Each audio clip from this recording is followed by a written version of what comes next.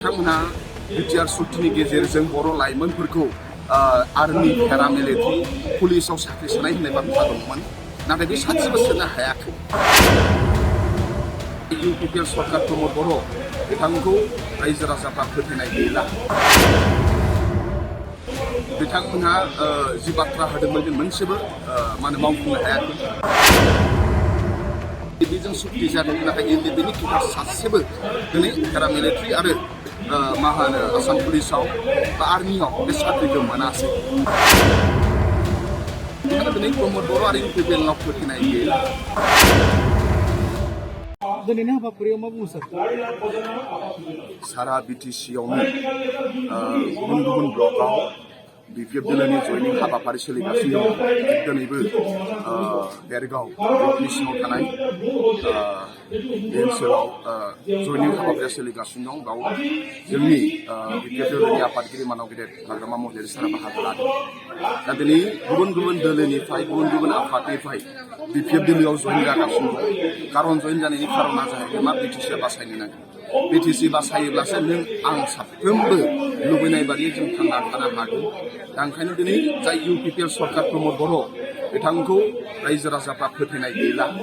बिथांमोनहा जि बाथ्रा होदोंमोन बे मोनसेबो मावफुंनो हायाखै। बिथांमोनहा बिटिआर सुक्तिनि गेजेरजों बर' लाइमोनफोरखौ आर्मि पेरामिलिटारि पुलिसाव साख्रि सोनाय होननाय बाथ्रा दंमोन, नाथाय बे सासेबो सोनो हायाखै।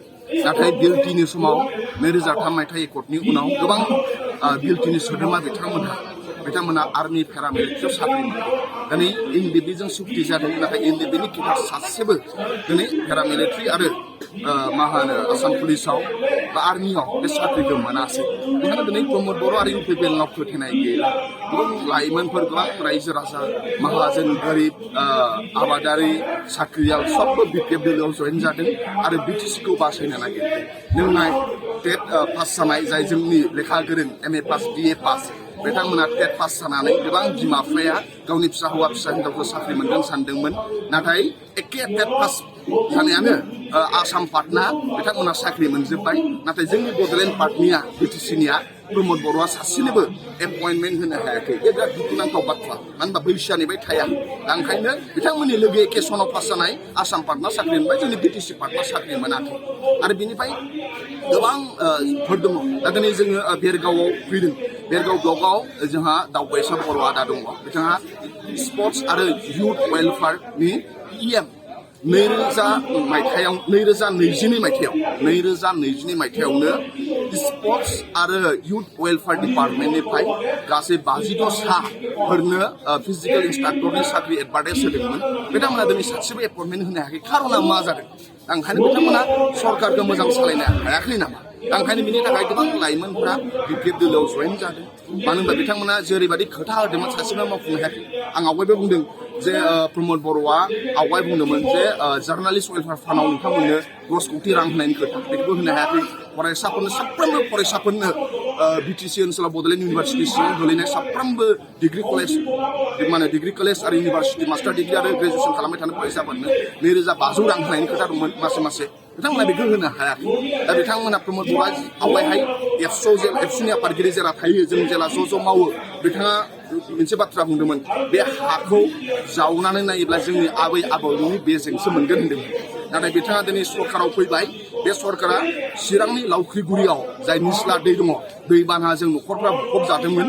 नाथाय बिथांमोना फारसेथिं जेला न' लुनानै थाहैयो, बिथांनिनो फरेस्ट डिपार्टमेन्टनि EM न'खौ दानसेहैजोबनानै बिथांमोनखौ होखारदों। दिनै लावख्रिगुरिनि 22 न'खरा बिथांमोना न' गैयामालासिनो दैमा जिङावनो उन्दुनांनायनि गोबां गथ'फ्रा निम'निया बेमार, गोबां बेमारफोर सोमजिबाय। दा ओंखायनो दिनै प्रमद बर'नि सासनाव बर' हारिया गावनि रायजोआवनो न' गैया जादों।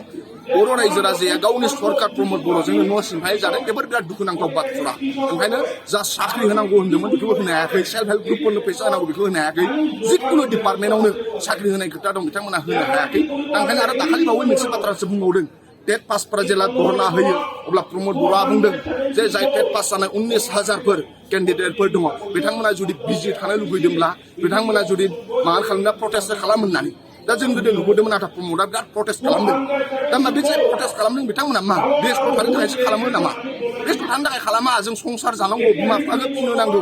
बेनि थाखायसो दिनै खालामो बेफोर अनुभाबखौ प्रमद बर'आ मिथिला माने गोबां लाइमोनफ्रा दिनै जागरन जाबाय दिनै सोलायनायखौ लुबैदों बिपिएफ दोलोखौ पावाराव फैजानायखौ लुबैदों ओंखायनो मोनफ्रोमबो जयनिं हाबाफारियाव लोब लोब बाहागो लाफैदों दिनैबो लोब लोब बाहागो लाफैदों आरो बे हाबाफारियाव फैनानै जोबोद गोजोननाय मोन्दों आंल' नङा गोबां जोंहा गुबुन गुबुन पार्टिनिफ्राय आरो आफादनिफ्राय हाबफैदों हाबफैनाय जाहोना जाहैबाय दिनै प्रमद बर' आदाया सिगाङाव जा खोथा बुंदोंमोन बे मेनसो बास्तबाव जायाखै नों दिनै भेन्सार स्कुला फरायसालि भेन्सार फरायसालिया सरकारि जानांगौ दुर्गा फुजा फैबाय ख्रिस्टमास फैगासिनो दङ गोबां भेन्सार स्कुलनि मास्टारफोरा बिसिनो जेबो होनो हाया दख'ना गांसे फिसाफोरनो गस्ला लंपेन्ट होनो हाया बे सरकारि जानो नांगौ दिनै जायाखै प्रमद बर'आ मावनो हायाखै नङा होमबा पेरामिलिटारियाव हरनांगोन बर' लाइमोनफोरखौ मावनो हायाखै मोनफ्रोमबो एक्टरा मावफुंजायाखै दिनै प्रमद बर'आ सोरजोंबा कन्ट्रल खालामजाबाय दाइभार्ट जालांबाय बिथाङा जाथिनि जेबो एजेन्डा गैला गावनि बर' मानसिफोरनि न'खौ बुख्रुबग्रा जाबाय बर' मानसिनि सायाव मा होनो एफेक्सन खालामग्रा जाबाय ओंखायनो बिथांनाव हारिनि एजेन्डा गैला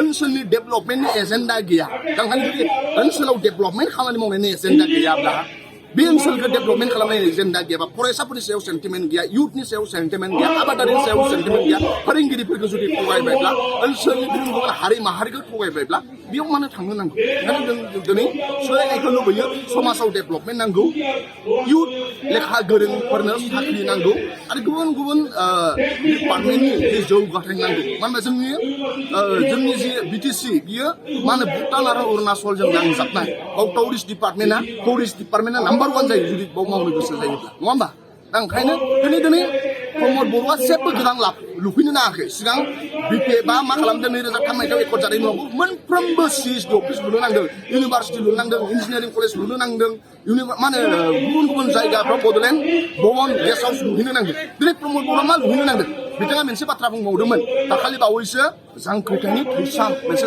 बर' सावथुन फिल्म ओंखारदों बिजनियाव बिराद मोजां न' बानायखादोंमोन जोंखौ नायनो लेंहरदोंमोन बारहुंखाजों न'आ बायदों प्रमद बर'आ बुंदोंमन जाय बर' लाइमोनफोरजों लोगोसे गुबुन गुबुन हारिनि लाइमोनफोर जायहा मा होनो एक्टिं खालामनाया पेशन एक्टिं खालामनायखौनो बियो मा होनो हबि लायो आरो गुबुन गुबुन एन्टारटेनमेन्ट होनानै मोजां नाङो बर'नि हारिमुखौ रैखाथि खालामनो नागिरनाय जाय दिनै एलबाम बानायो फिल्म बर' फिल्मफोर बानायो बिथांमोननि नामाव मोनफ्रोमबो जायगायाव सिनेमा हल लुनानै होनायनि खोथा दंमोन 3 बोसोर जाबाय मोनसेबो सिनेमा हल लुनो हाया